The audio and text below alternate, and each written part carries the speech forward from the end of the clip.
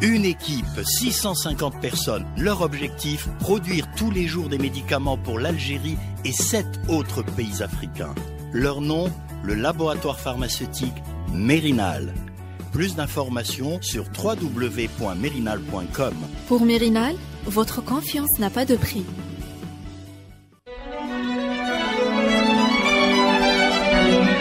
Pour bien s'entendre, il faut bien s'écouter. Rendez-vous sur M, la petite radio du Grand Maghreb. Radio M, le café presse politique.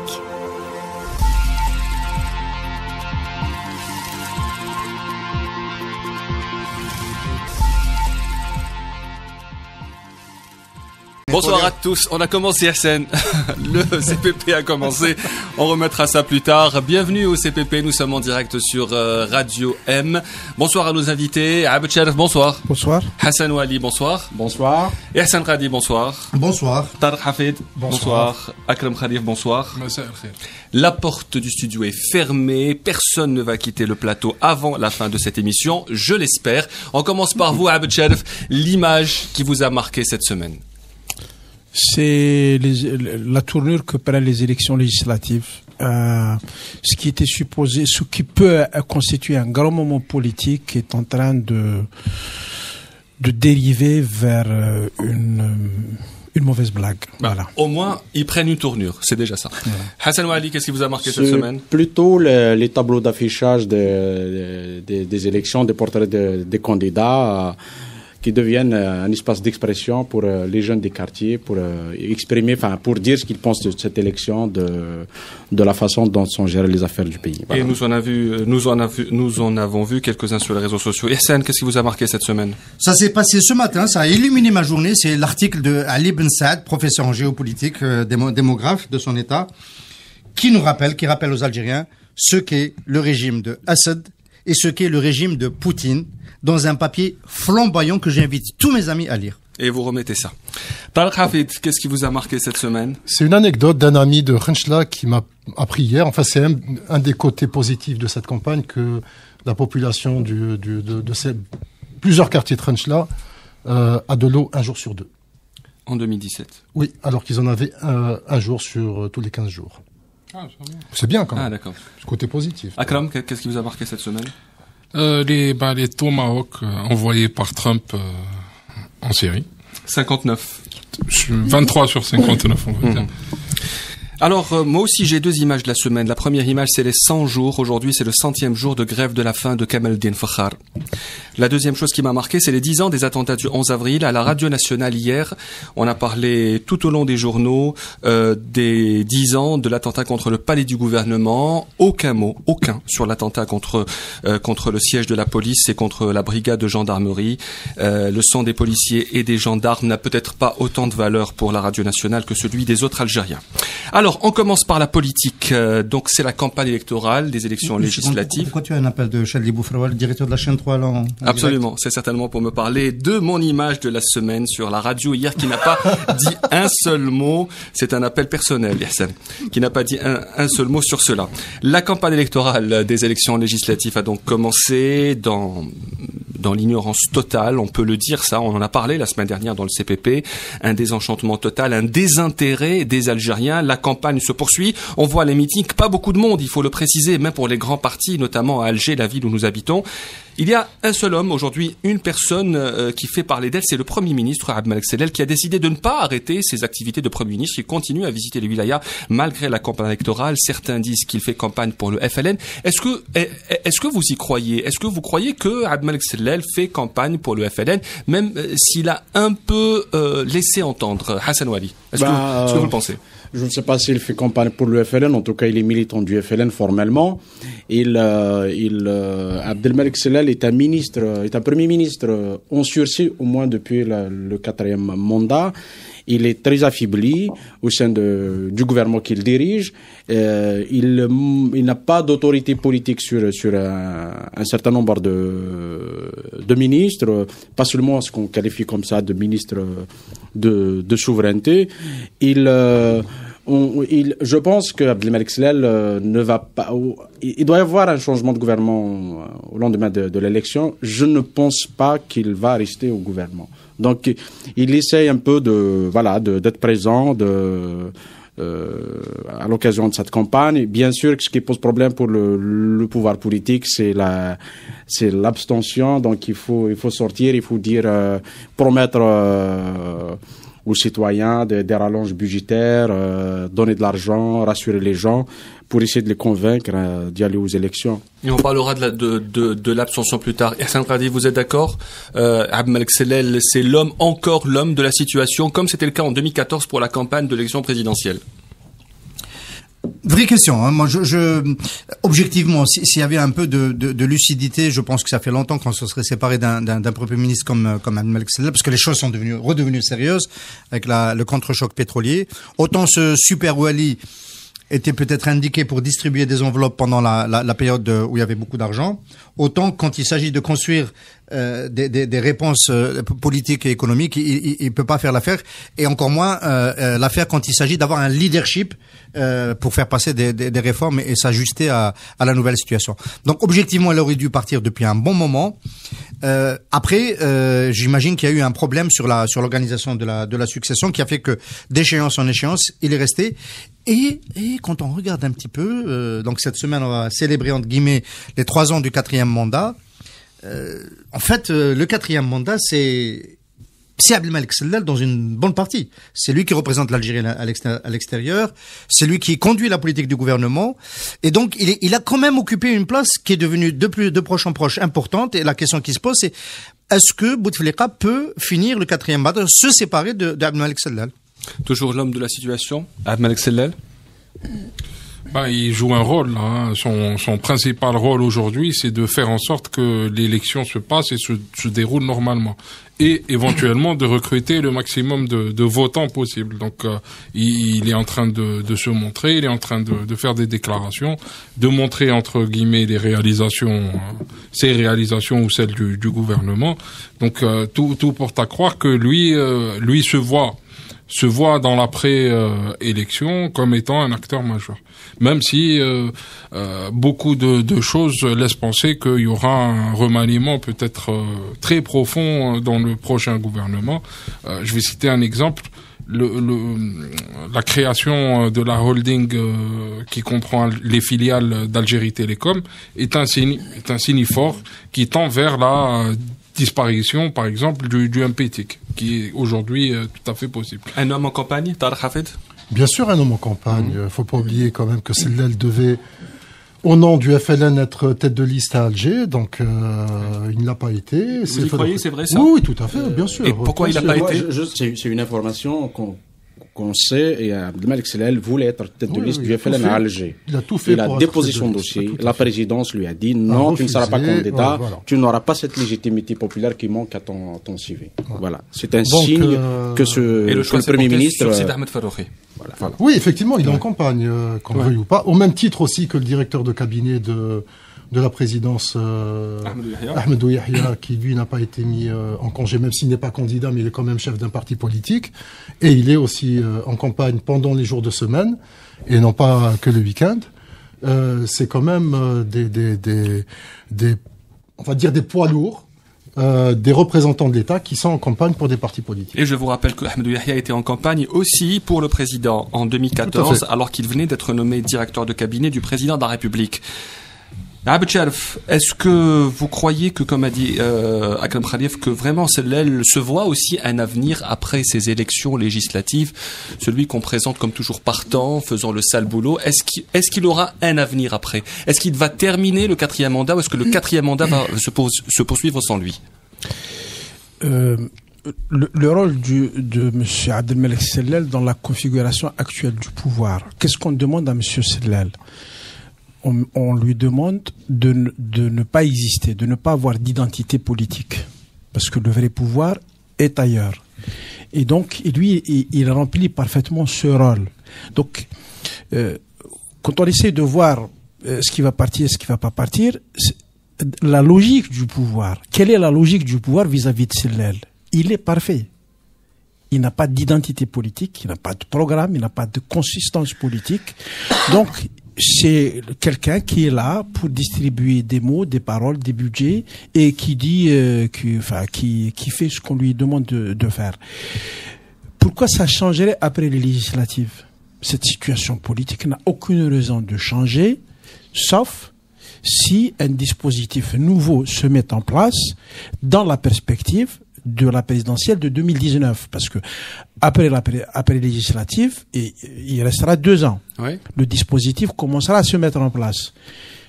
Il se fera au profit de qui? En faveur de qui? Est-ce que le président Bouteflika a l'ambition ou pas? Est-ce qu'on va préparer le terrain pour quelqu'un d'autre? Ce sont ces questions qui vont définir l'avenir de Sellel.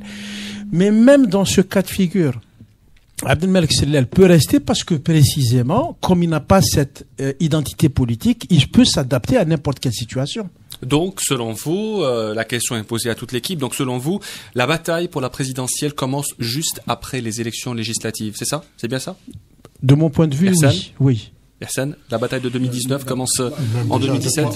À ce sujet, moi je dirais à ce sujet que la reconduction de Bouteflika pour un 4e mandat, ça a traduit une crise à l'intérieur du système. Il n'y avait pas un successeur sur lequel toutes les parties du pouvoir...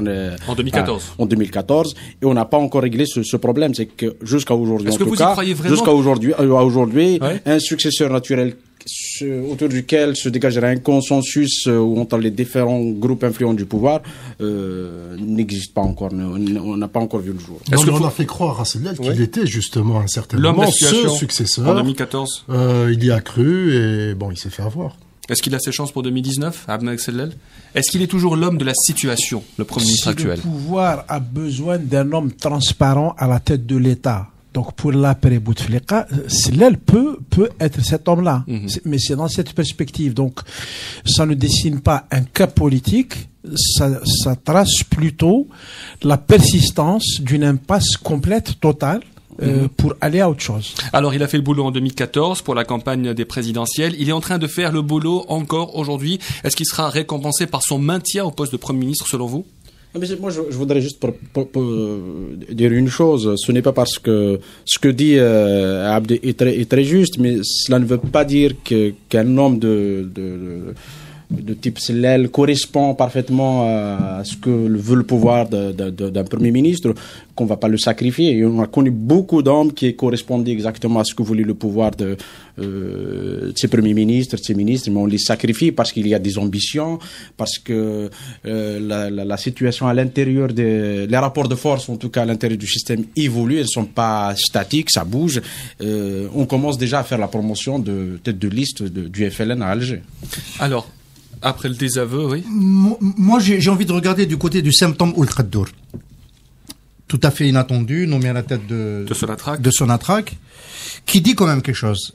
Cette nomination dit que le pouvoir, le cœur du pouvoir, Bouteflika et son frère, leur petit cercle d'influence, ont bien vu que la cash machine entre guillemets de l'Algérie était grippée et qu'il fallait faire quelque chose. Il fallait absolument faire quelque chose. Ils ont pris un risque politique considérable en ramenant quelqu'un qui n'avait pas fini de convaincre les Algériens qu'il était au-dessus de tout soupçon.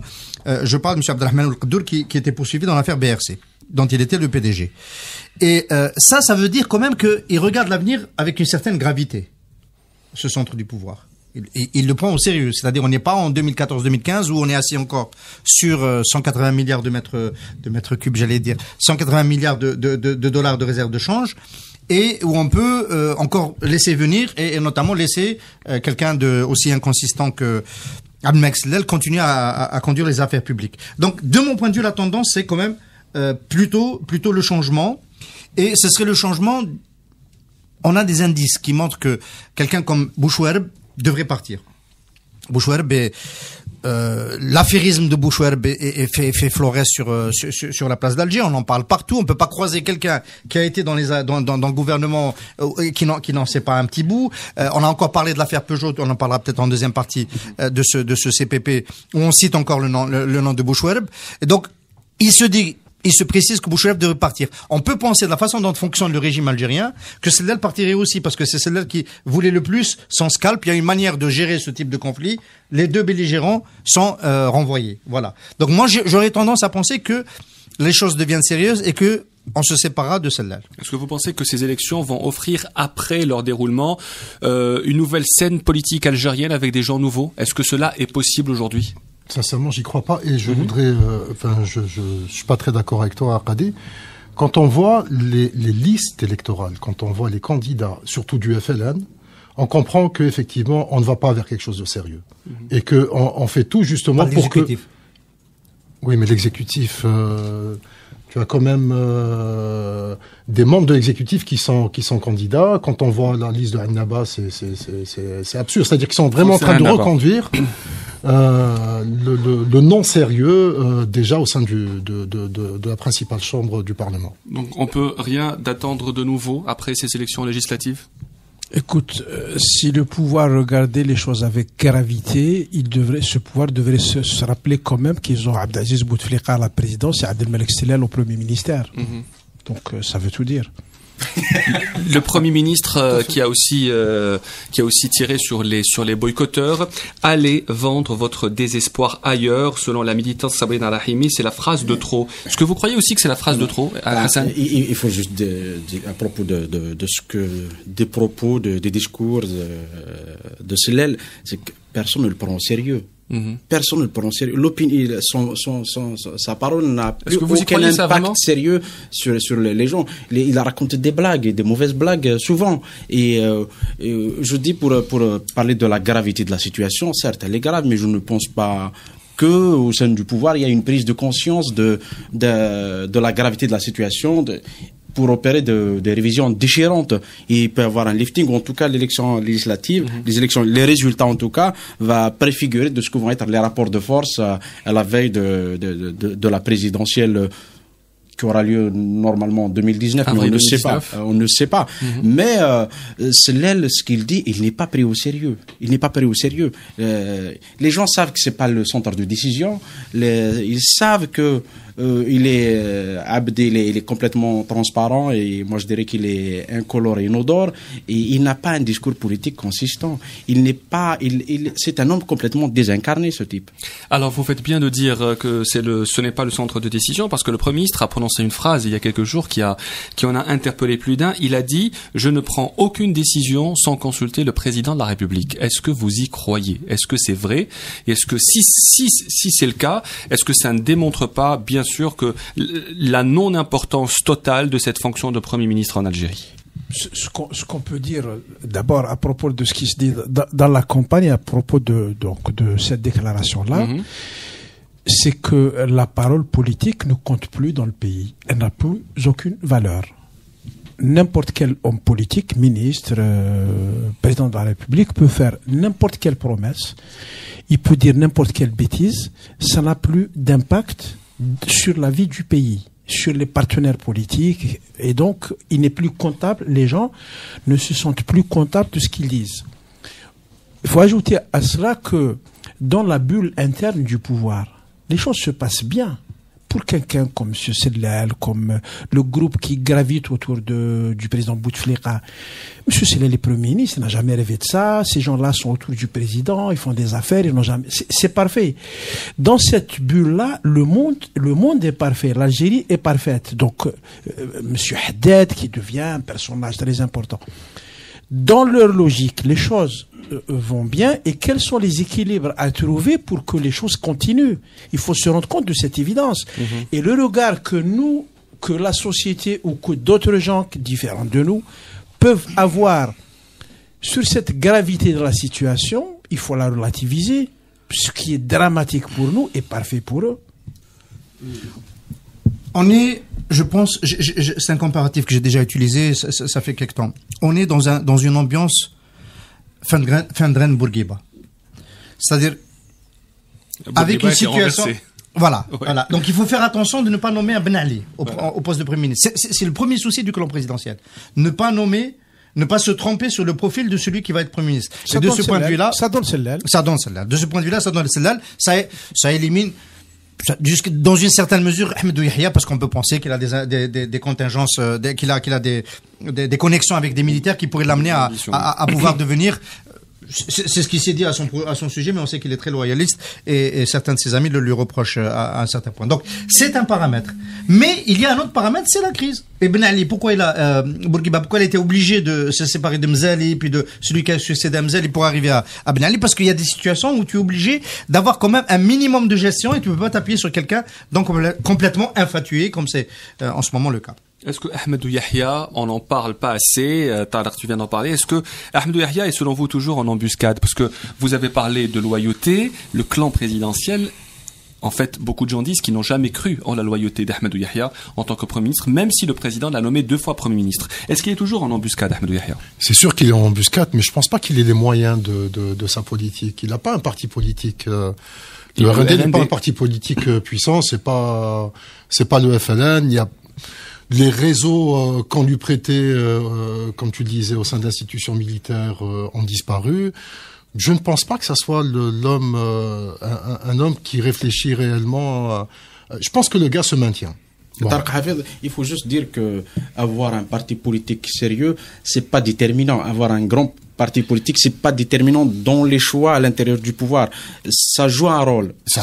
Mais c'est pas le plus important. On sait que les rapports de force ne sont pas d'ordre politique au sens classique du terme, qui se dégagent à travers des élections, qui font monter des majorités, et tout. Mais ça se joue ailleurs.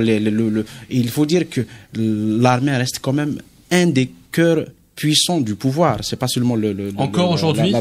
Bah oui, c'est pas seulement la présidence. Gaïd Salah et depuis l'éviction du général Toufir, Gaïd Salah est devenu le chef d'état-major le plus puissant, j'allais dire de ces 20-25 dernières années. Plus puissant que Mohamed Amari, que les autres. Je ne sais pas ce qu'il est puissant, plus puissant que la Amari. La Amari avait plus une autorité qu'elle a gagnée dans la guerre contre le terrorisme et tout. Mais Gaïd Salah est devenu non seulement une puissance militaire, mais une puissance politique, une puissance économique. Il y a des connexions à la présidence. On parle de l'axe l'Oued Annaba. Voilà, c'est un peu l'expression qu'on utilise.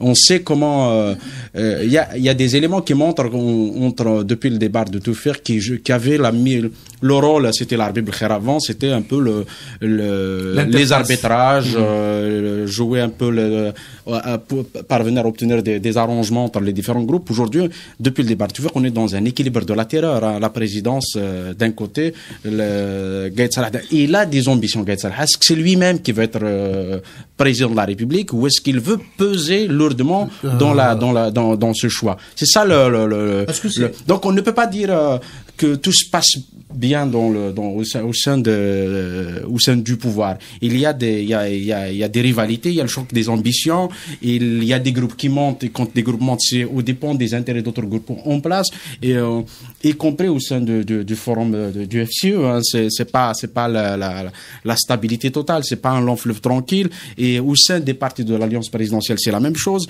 Au sein du gouvernement, c'est la même chose. On voit qu'il y a des signes de fissuration. L'édifice ne s'écroulera pas de sitôt, mais il y a des fissurations. Il y a l'entretien qu'a accordé Ali Benflis dernièrement à Al-Watan. Benflis donne, je pense, quand même une vision assez intéressante où il dit l'armée est appelée à jouer un rôle important dans la phase de transition, et en disant que, enfin, l'esprit c'est quoi? C'est Gaïd Salah.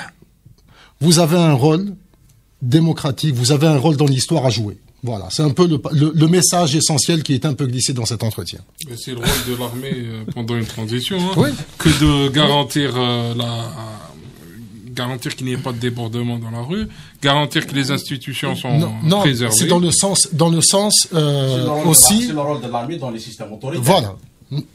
Tout à fait. Tout à fait. Non, je parle de l'Algérie, hein, je parle même pas. Je parle du rôle de l'armée en Algérie, dans la configuration. Des prétentions de Gaïd Salah, c'est-à-dire en disant le gars veut être président. Personnellement, est-ce que vous y croyez, les prétentions de J'y crois pas du tout. Non, j'y crois pas du tout. Il n'aurait jamais prononcé cette phrase en 2014 et pourquoi pas moi? Je n'en ai aucune idée. Ça, alors. Laquelle phrase? Et pourquoi pas moi? Non, quand le nom de Sellal a été cité après l'accident cardiovasculaire du président de la République. Abdel Jalef, vous vouliez prendre la parole.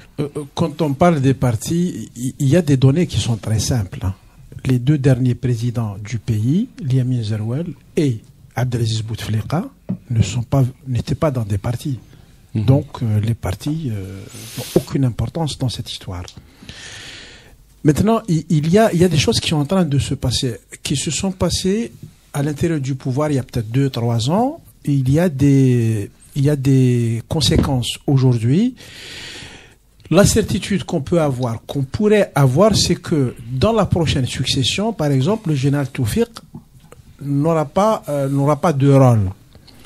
Ce qui s'est passé avec l'histoire de Ould Addour, avec le retour de Chakib Khalil, on peut supposer que un certain nombre de groupes qui ont été mis out par Toufiq Médiane sont d'une manière ou d'une autre réhabilités ou réinstallés dans leur position. Mais pas plus. Les choses se passent. C'est comme s'il y avait un blocage total depuis l'AVC du président Bouteflika.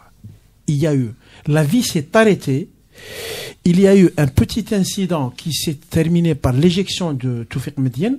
Et pour le reste, dans le champ politique, si on reprend les analyses d'il y a 4 ans, on est en avril, donc bientôt 4 ans que le président Bouteflika a eu son AVC, rien ne s'est passé.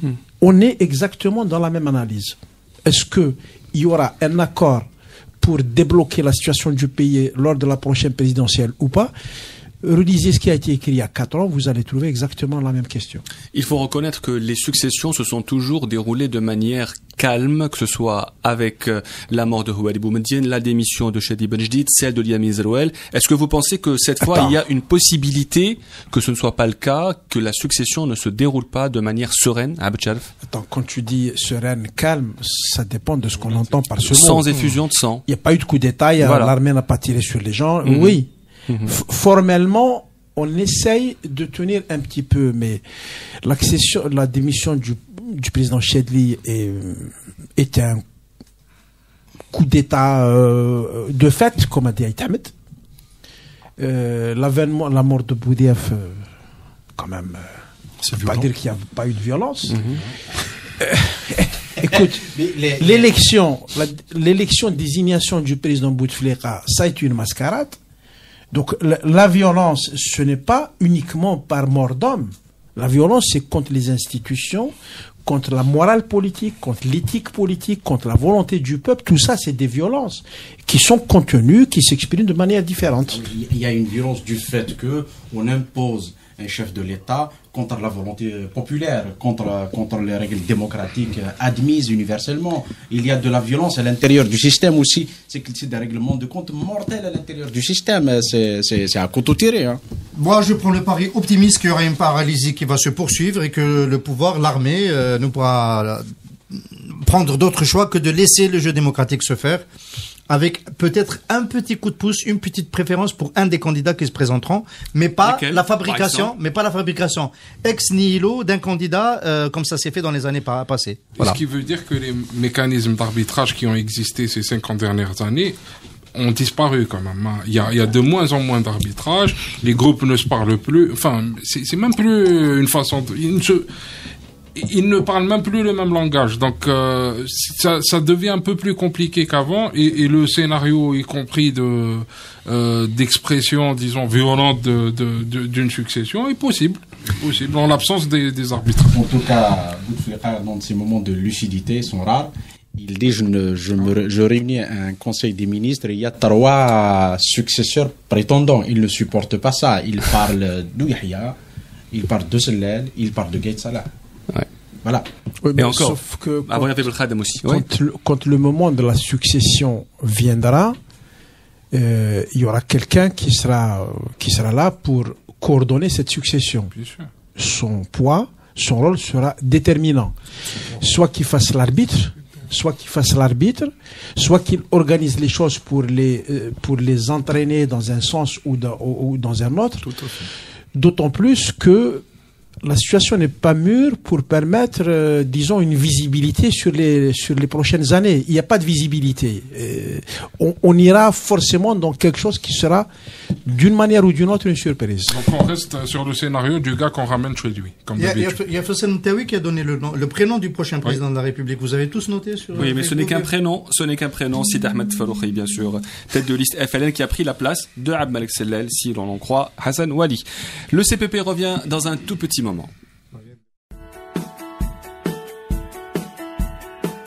Une équipe, 650 personnes. Leur objectif, produire tous les jours des médicaments pour l'Algérie et 7 autres pays africains. Leur nom, le laboratoire pharmaceutique Mérinal.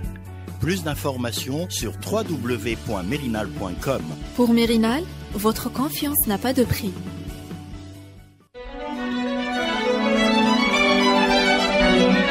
Pour bien s'entendre, il faut bien s'écouter. Rendez-vous sur M, la petite radio du Grand Maghreb. Radio M, le café presse politique.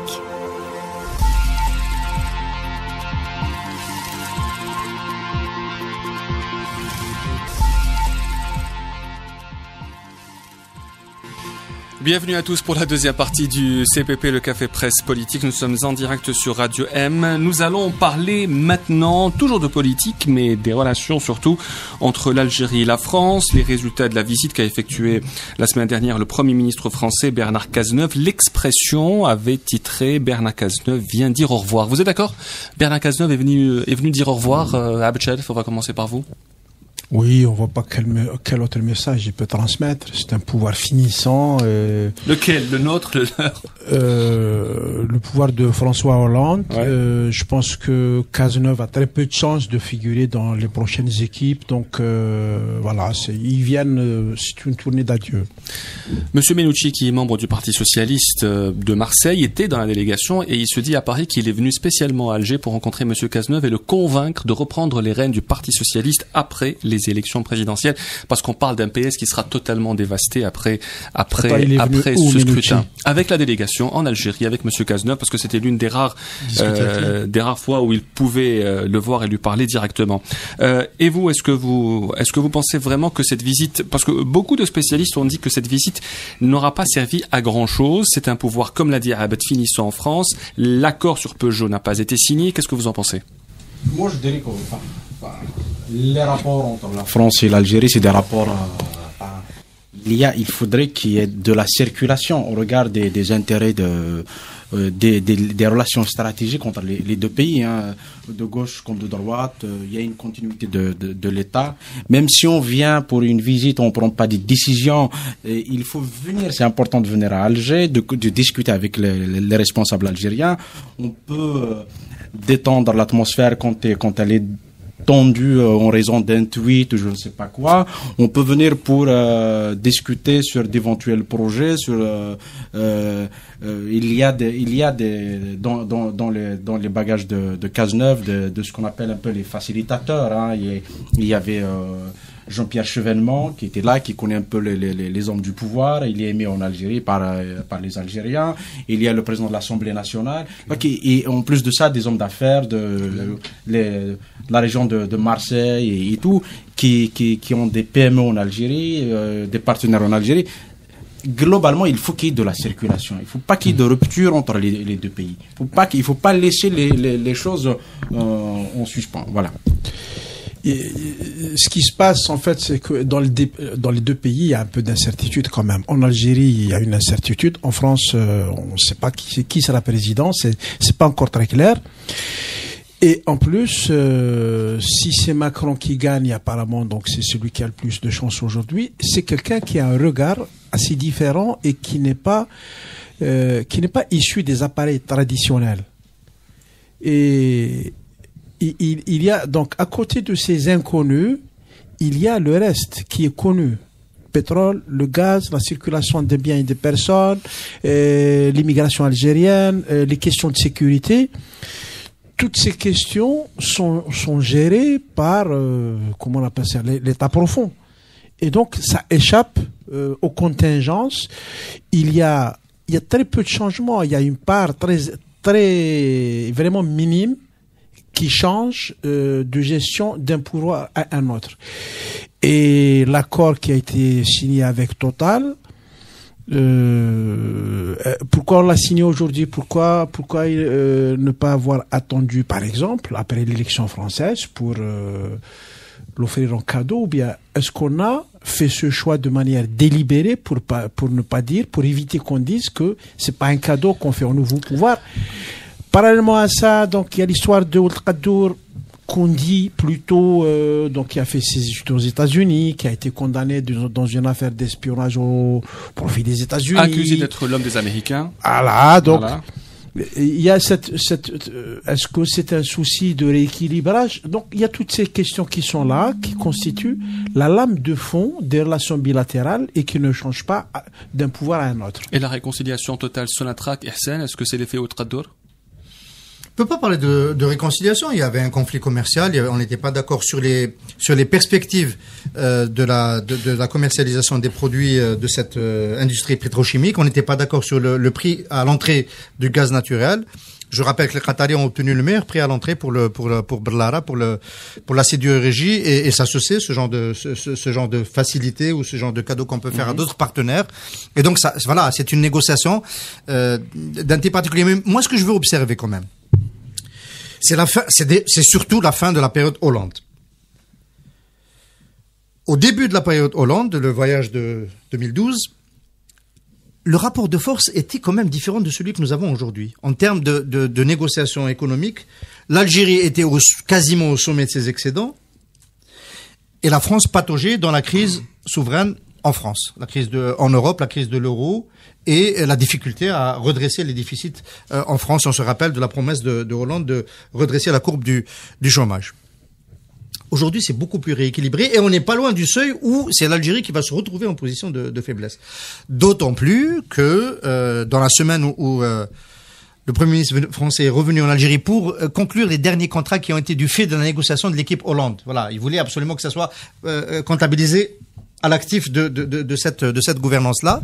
L'Italie a laissé entendre par le biais de son ministre du Développement qu'elle n'aurait probablement plus besoin de s'approvisionner du gaz algérien. Il y a une négociation qui est en cours.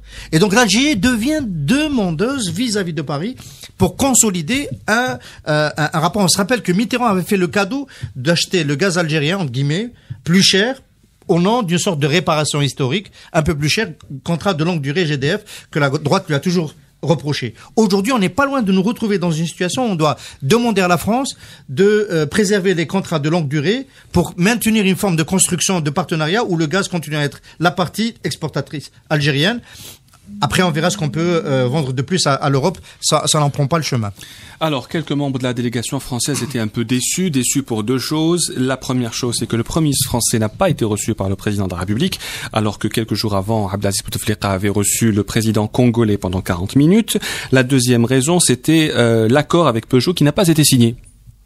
Qu'est-ce que vous en pensez? Pourquoi est-ce que le président n'a pas reçu Cazeneuve? Est-ce qu'il ne voulait pas ou est-ce que parce qu'il ne pouvait pas? Il faudra lui demander. Dans le quatrième mandat. Une volonté ou une incapacité? Je sais pas. Sincèrement, je sais pas. Et puis impossible de savoir. Mais au sujet de cette visite, en fait, il me semble que Cazeneuve est venu refermer une période.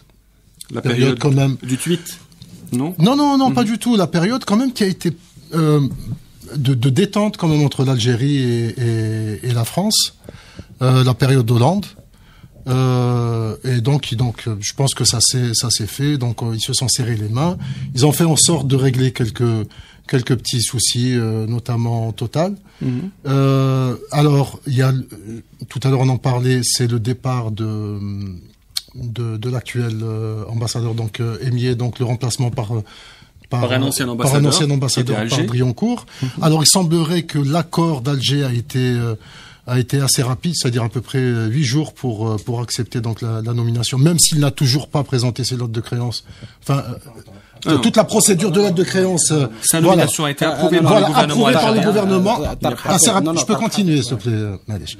Donc, il y a quand même, on referme cette période et on essaie d'imaginer ce que sera l'avenir à travers donc la nomination ou l'élection plutôt du futur président français. On ne sait pas trop. Voilà, c'est vraiment une période d'incertitude dans les relations entre l'Algérie et la France, mais on ferme quand même. Cazeneuve est venu refermer cette période. Voilà. Hassan, tu veux dire un mot? Quelques précisions. L'accord total a été obtenu lors du forum sur l'énergie à Alger. C'est là où il y avait le patron de Total. Ils ont discuté longuement avec le ministère de l'énergie, avec les gens de Sonatrach. C'est là où ils ont décidé de ne pas y aller à l'arbitrage international. Ça a été réglé aussi avec Engie qui avait qui voulait aller dans un arbitrage international. Donc, effectivement, formellement, sur le plan de la cérémonie, on le fait maintenant avec Ould Qaddour. C'est un peu le point de départ de Ould Qaddour. Il entame ça avec la signature de manière officielle, formelle de cet accord. Je dois dire que en France, dans l'establishment français, l'Algérie relève plus de la politique intérieure que de la politique étrangère. C'est comme ça qu'ils perçoivent en tout cas leurs relations avec l'Algérie. Et parlant de ça, il est quand même curieux de voir que ça fait 4 mois que l'Algérie n'a pas d'ambassadeur à Paris. Absolument, après le départ de Ammar Ben Jamaïa. Un petit coucou à Adlan Meddi qui nous écoute et qui nous dit, comme dit Abdel, vous avez beaucoup d'humour. Voilà. Alors, pour ce qui est des tensions entre la France et l'Algérie et cette tension née de l'affaire du tweet, il faut préciser une chose très importante, c'est que dans la délégation de Bernard Cazeneuve, il y avait un journaliste du Monde, et c'est la première fois qu'on donnait un visa à un journaliste du Monde depuis l'affaire du tweet. Non, bien avant, depuis l'affaire des Panama Papers, voilà, il y a un an. Est-ce que ce n'est pas la fin des tensions? Est-ce que ce n'est pas la fin de la parenthèse du tweet de Manuel Valls, selon vous? C'est des étages, là encore. Est-ce que on peut dire qu'on a soldé la période le quinquennat Hollande? Ça y est, on regarde ailleurs. Mais si on prend le détail, l'accord entre Total et Sonatrach, est-ce que c'est la fin d'un conflit ou est-ce que c'est une affaire interne algérienne pour nous dire que Ould Qaddour commence le boulot, il entame son travail. Et donc il y a différents messages à lire. Mais moi ce que je redoute le plus, c'est que si Macron est élu en France et ce qu'il représente, on va probablement en parler assez souvent dans les prochaines émissions. C'est quelqu'un qui représente une nouvelle vision du monde, une nouvelle vision des relations internationales, une nouvelle vision de la politique. Et le décalage entre la manière d'aborder les relations algéro-françaises sera beaucoup plus grand qu'aujourd'hui. On va se retrouver entre deux mondes qui n'arrivent plus à se parler. Tu as posé la question pourquoi il n'y a pas eu de signature d'accord Peugeot. D'accord Peugeot qui est sur la table depuis 18 mois. Est-ce que vous êtes d'accord avec Abdel quand il dit que la présidence Macron peut ouvrir une nouvelle ère dans la relation algéro-française? Ou la présidence Mélenchon. Oui, mais celle de Macron? Oui, absolument. C'est Mélenchon qui a dit que ma première visite d'État serait en Algérie. Mélenchon, on sait ce que c'est. Non, je voulais faire plaisir à nos amis de gauche qui préféraient que ce soit Mélenchon. Et qui nous regardent. Et qui nous regardent. Oui, absolument. Ouais. Je pense qu'il y a quelqu'un qui vient avec un regard neuf. J'ai mon idée là-dessus. En 2 mots, hein, on a quand même un choix difficile avec la social-démocratie de centre-gauche en Europe. François Hollande et Emmanuel Macron. Hollande a fait un discours extraordinaire devant l'Assemblée nationale quand il est venu en 2012. C'est le plus avancé qu'aucun homme d'État français n'a prononcé devant le Parlement algérien. Ouais. En termes d'ouverture d'une nouvelle page, de la condamnation du colonialisme, etc. Mais les deux, Mélenchon est allé encore plus loin, Macron, est allé encore plus loin, mais les deux, on a l'impression que c'est une vente concomitante. Ils sont avant-gardistes, entre guillemets, par rapport à la société française sur la question nationale algérienne, donc ils révisent le colonialisme dans le bon sens, mais ils restent pro-sionistes. Vraiment, on est obligé ils nous mettent dans une situation très embarrassante où on est obligé on peut pas avoir les deux. On peut avoir un homme politique, Mélenchon l'est un peu plus. Un homme politique qui est à la fois courageux sur la question coloniale, mais aussi dans l'extension de son positionnement, aussi courageux parce qu'aujourd'hui, être anticolonialiste avant, c'est être pour un État palestinien aujourd'hui. Normalement. Bon. Je ferme la parenthèse. Vous voulez pas parler de Bouchouel? On ouvre la parenthèse. Si. Vous allez encore m'accuser de censure. Non. L'Assemblée nationale française a voté la reconnaissance de l'État palestinien. Je ne vais pas vous censurer parce que c'est prévu dans le conducteur, c'est l'affaire Peugeot. L'accord de Peugeot n'a pas été signé. Le Premier ministre a dit il y a 3 semaines, Peugeot nous court derrière. On sait maintenant que Peugeot attend avec impatience la signature de ce contrat. Le ministre de l'Industrie ne veut pas signer pour le moment. Abdel a tranché, semble-t-il, le jour de la conférence de presse avec Bernard Cazeneuve, puisqu'il a lâché la date. Il a dit l'accord avec Peugeot sera signé en 2017. Pourquoi ça bloque aujourd'hui Peugeot? Alors, de ce qu'on sait en Algérie, il y en a qui vont hurler autour de la table parce que, on va dire, c'est encore une fois les sources qui murmurent aux oreilles des journalistes. On est en face d'une situation où Peugeot subit un préjudice parce que Peugeot vendait quasiment 100 000 véhicules il y a pas longtemps. Ah oui. Il y a les quotas, ça redescend beaucoup. La seule manière de continuer à défendre leurs intérêts, c'est de faire de l'assemblage comme le fait, au moins comme le fait Renault. J'ai du mal à dire comme le fait Hyundai. Et il est empêché. Donc c'est normal qu'il court après le gouvernement algérien parce qu'il a un intérêt objectif. C'est un chiffre d'affaires qui lui échappe. Mais c'est le gouvernement qui voulait. C'est le gouvernement qui veut pas. Alors nous, de ce qu'on sait, c'est qu'il y a un problème autour du tour de table. Renault a choisi un partenaire, on lui a proposé un partenaire, c'est SNVI. Renault a choisi SNVI en Algérie, c'est un acteur public. Peugeot a choisi des partenaires privés, donc Condor, mais aussi un autre partenaire privé. Et il semblerait que dans le tour de table, Monsieur Bouchouerb veut avoir un mot à dire dans la constitution de ce tour de table, et ça bloque sur l'identité des actionnaires. Voilà. Donc, alors, ce qu'on sait en plus, c'est que Bouchouerb a été beaucoup plus souple quand il s'est agi de Volkswagen. Et si on doit regarder de près aujourd'hui, il y a de quoi faire une enquête. J'aimerais bien que Monsieur Elias Hallas, je vais le citer parce qu'il a été cette semaine, d'une certaine façon, lauréat du Pulitzer dans le cadre de Panama Papers, s'intéresse à pourquoi Volkswagen a obtenu assez facilement sa concession pour faire de l'assemblage à malgré les blocages de Bouchouerb. Non, Bouchouerb et il est partisan de cela. Et Peugeot n'arrive pas à le faire. Et Peugeot n'arrive pas à le faire. D'énormes pressions à l'époque. Il faut chercher de ce côté-là. Il faut chercher de ce côté-là. Je crois savoir que dans le montage du projet Volkswagen n'est pas actionnaire. Impossible. C'est Sova qui est l'actionnaire. Non, il y a des parts de Volkswagen. Bon. Alors, moi, j'ai 2 questions j'apporte pas des réponses, je pose des questions cette fois-ci. Il y a 2 choses qui m'intriguent. J'aimerais avoir des réponses, mais pas de quelqu'un de la SNVI, ou d'un bureaucrate. Quel est le modèle économique de ces constructeurs automobiles en Algérie? À quoi répond leur modèle économique? J'arrive pas à comprendre. Deuxième chose, est-ce qu'il est possible d'avoir les chiffres pour savoir quel est le coût de l'importation d'une voiture montée par Renault? Combien coûtent les pièces, les kits qui sont importés? Combien coûtent les kits qui sont ramenés par Hyundai? Est-ce que c'est vrai que ça coûte plus qu'une voiture montée? 6% plus. Attends. Non, il y a des choses qui sont dites, il y a des choses qui sont écrites. Je ne suis pas en mesure de dire, voilà, flan ou là. Est-ce que Renault et M. Tahkout peuvent publier ces chiffres de manière très simple? Est-ce que ça coûte plus cher d'assembler que d'importer, Akram? Ça coûte plus cher. Ouais. Parce que le flux de production est automatisé, il va d'un point à un autre, donc ils doivent redémonter ou bien arrêter un flux de production, mettre un emballage spécifique et mettre dans des conteneurs spécifiques. Tout ceci. Donc voilà, la difficulté. Moi, j'ai écouté tous les schémas. Tous les gens qui expliquent les schémas et qui expliquent pourquoi c'est pas cher et pourquoi c'est plus cher.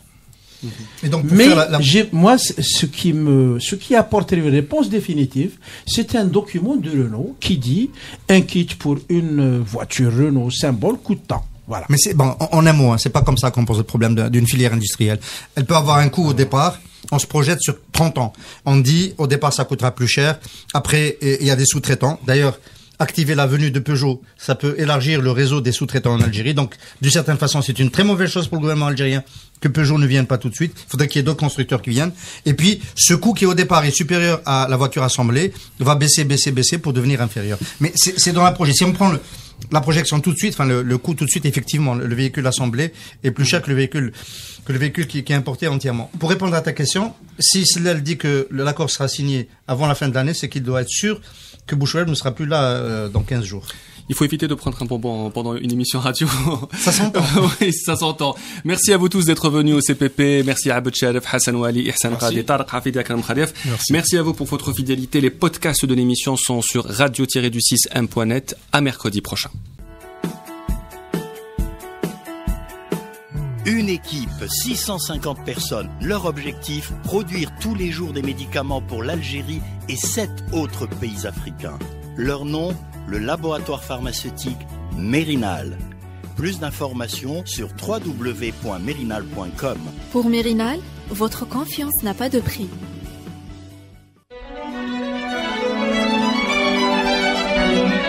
Pour bien s'entendre, il faut bien s'écouter. Rendez-vous sur M, la petite radio du Grand Maghreb. Radio M, le café presse politique.